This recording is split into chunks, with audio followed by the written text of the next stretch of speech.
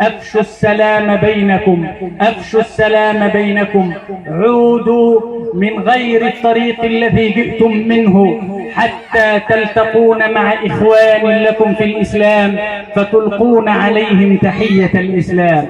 أيها الإخوة، في ختام هذا اللقاء أدعو الله لي ولكم أن يلهمنا الصواب، وأن يوفقنا إلى ما فيه الخير، وأن يحفظ أمة محمد صلى الله عليه وسلم من كل مكروه وسوء. يا عم هغني والله، ده انا عجبك في الغنى قوي. ده انا عايز اغني.